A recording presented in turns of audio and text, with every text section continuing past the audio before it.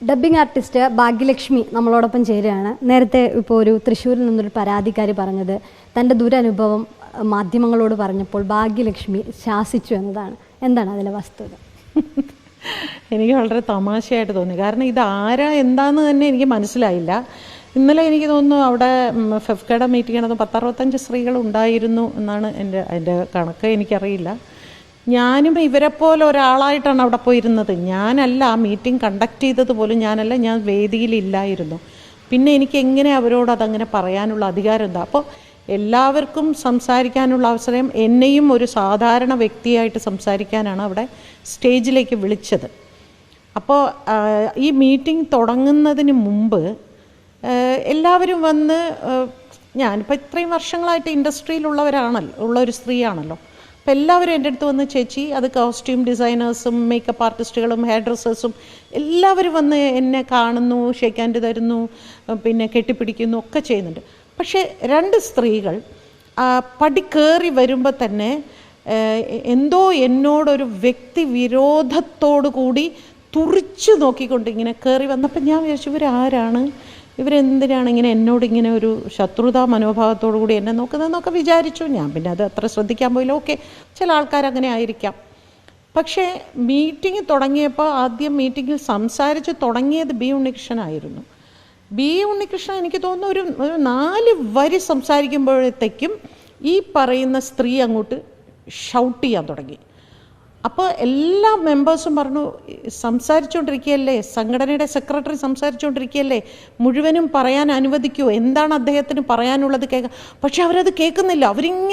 അവരിങ്ങനെ ഷൗട്ട് ചെയ്ത് അപ്പോഴും ഞാൻ കമാന്നൊരക്ഷരം മിണ്ടിയില്ല.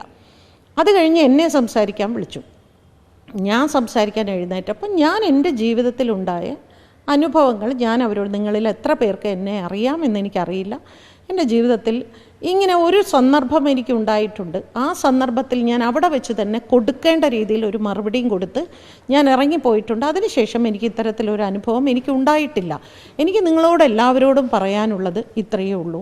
നിങ്ങൾക്ക് ഇത്തരത്തിലുള്ള ഒരു അനുഭവം ഉണ്ടായാൽ നിങ്ങൾ തീർച്ചയായിട്ടും അത് സംഘടനയെ അറിയിക്കുക. സംഘടന നിങ്ങൾക്ക് നീതി വാങ്ങി തന്നില്ലെങ്കിൽ തീർച്ചയായിട്ടും നിങ്ങൾ ഉടനെ നിയമ നടപടിയിലേക്ക് പോകണം.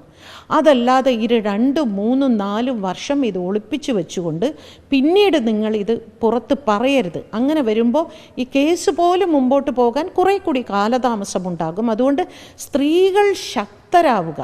നിങ്ങൾക്ക് ഉണ്ടാകുന്ന ഇത്തരം ദുരനുഭവങ്ങൾ ആ നിമിഷത്തിൽ തന്നെ ഒരുപക്ഷെ ആ അവസരം നിങ്ങൾക്ക് നഷ്ടമാകും. എനിക്ക് വേണ്ട, എന്നാലും ഈ അനീതി ഞാൻ പുറത്ത് കൊണ്ടുവരും.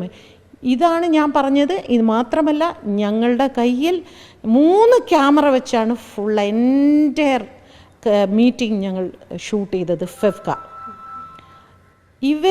ഇതിന് ഒരു തെളിവ് പുറത്ത് കൊണ്ടുവരാൻ ധൈര്യമുണ്ടെങ്കിൽ, ഞാൻ അങ്ങനെ പറഞ്ഞു എന്ന സ്പീച്ച് അവരോട് പറഞ്ഞതായിട്ട് ഒരു തെളിവ് അതിനെതിരെ കൊണ്ടുവരട്ടെ. ഇത് നിയമത്തിൻ്റെ ഏതറ്റം വരെ ഞാൻ പോകും. അങ്ങനെയെങ്കിൽ ഇപ്പോൾ ഭാഗ്യലക്ഷ്മിയെ ഒരുപക്ഷെ ആസൂത്രണമായി തന്നെ അങ്ങനെ ഒരു പേര് പറഞ്ഞതായിരിക്കും, അങ്ങനെ കരുതുന്നുണ്ട്? തീർച്ചയായിട്ടും ഇതൊരു ടാർഗറ്റാണ്. ഇപ്പോൾ നടക്കുന്ന ഒരു ടാർഗറ്റ്. അതാരാണ് ചെയ്തുകൊണ്ടിരിക്കുന്നത് എന്ന് ഞാൻ പറയുന്നില്ല. അവരുടെ ഉദ്ദേശം ഇവിടെയുള്ള സംഘടനകളെ മൊത്തം ഇല്ലാതെയാക്കുക എന്നതാണ്. ഈ സംഘടന ഇല്ലാതെയാക്കി കഴിഞ്ഞാൽ ഈ ഉദ്ദേശിക്കുന്നവർക്ക് യാതൊരു പ്രശ്നവുമില്ല. കാരണം അവരെല്ലാം ലക്ഷറിയിൽ ജീവിക്കുന്നവരാണ്. ഞങ്ങളുടേത് തൊഴിലാളി സംഘടനയാണ്.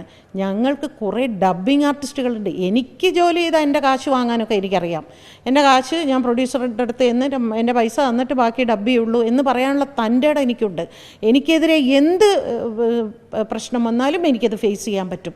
പക്ഷേ ഇന്ന് ഞങ്ങളുടെ ക്രൗഡ് ഡബ്ബിംഗ് ആർട്ടിസ്റ്റുകളോ അല്ലെങ്കിൽ മറ്റുള്ള ഹെയർ സ്റ്റൈലിസ്റ്റുകളോ അതുമല്ല മേക്കപ്പ് ആർട്ടിസ്റ്റുകളോ കോസ്റ്റ്യൂം ഡിസൈനേഴ്സായിട്ട് കുറേയധികം സ്ത്രീകളുണ്ട്.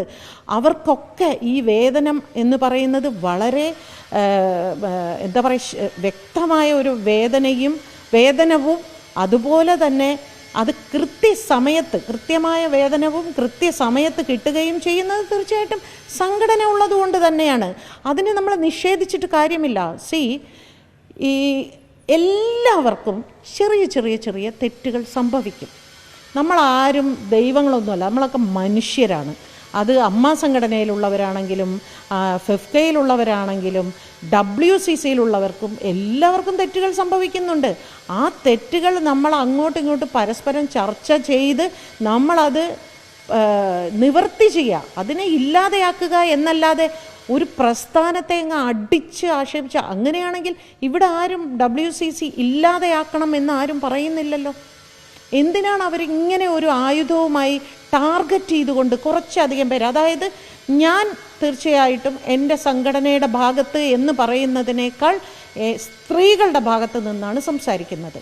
പക്ഷേ ഈ ടാർഗറ്റ് ചെയ്യുന്ന ആളുകൾ അങ്ങനെയല്ല, അവർക്ക് മറ്റൊരു ഗൂഢലക്ഷ്യമുണ്ട്. അതാണ് അവർക്ക് പറയാൻ ധൈര്യമില്ലാത്തത് കൊണ്ട് മറ്റൊരാളെ ആയുധമാക്കി അവർ പറയിപ്പിക്കുന്നതാണ്. ധൈര്യമുണ്ടെങ്കിൽ ഞാൻ അങ്ങനെ സംസാരിച്ച ഒരു ക്ലിപ്പിംഗ്, ഞാൻ എൻ്റെ കാര്യം ഞാൻ പറഞ്ഞിട്ടുണ്ട്, അത് ഞാൻ ഇനിയും പറയും. സ്ത്രീകൾ ധൈര്യമായി ആ നിമിഷം മുൻപോട്ട് വരിക എന്ന വാക്ക് ഞാൻ അവിടെ പറഞ്ഞു. ഏതൊരു സ്ത്രീയും, അല്ലാതെ നിങ്ങൾക്ക് എന്നോ സംഭവിച്ച തെറ്റ് നിങ്ങൾ മാധ്യമങ്ങളുടെ മുമ്പിൽ വന്ന് എനിക്കങ്ങനെ മാധ്യമത്തിന് അത് ന്യൂസാക്കാൻ മാത്രമേ പറ്റൂ, അതിനപ്പുറം നിങ്ങളെ സഹായിക്കാനൊന്നും പറ്റില്ല. ഇത് ഞാൻ അന്നും പറയണു ഇന്നും പറയുന്നു. അതാണ് നിങ്ങൾക്കൊരു ഇത്തരം രീതിയിൽ നിങ്ങൾക്കൊരു ദ്രോഹം സംഭവിച്ചിട്ടുണ്ടെങ്കിൽ നിങ്ങൾ സംഘടനയോട് പരാതി പറയുകയും ഒപ്പം നിങ്ങൾ പോലീസിൽ സംഘടന കൂടെ നിന്നില്ലെങ്കിൽ നിങ്ങൾ പോലീസ് സ്റ്റേഷനിൽ പോകണം. ഞാൻ വരാം, ആരുടെ കൂടെ വേണമെങ്കിലും, ഏത് പോലീസിന് ഏത് നിയമത്തിന് മുമ്പിൽ ഞാൻ വരാം സഹായമായിട്ട്. ഒരു പരിചയമില്ലാത്തൊരു പെൺകുട്ടിക്ക് വേണ്ടിയല്ലേ പണ്ട് ഞാനൊരു പത്രസമ്മേളനം നടത്തിയത്. ആരാണവർ? എനിക്കറിയില്ല അവരെ. അതിൻ്റെ പേരിൽ ഞാൻ എന്തുമാത്രം ഇവിടെ അനുഭവിക്കേണ്ടി വന്നിട്ടുണ്ട്. സോഷ്യൽ മീഡിയയിൽ കൂടെ എത്ര ആക്രമണം ഞാൻ നേരിടേണ്ടി വന്നിട്ടുണ്ട്. എന്നെയാണോ ഇവർ ഈ പറയുന്നത്? ഇവിടെയുള്ള സത്യം അറിയുന്ന എല്ലാവർക്കും അറിയാം ഞാൻ അങ്ങനെ ഒരാളല്ല.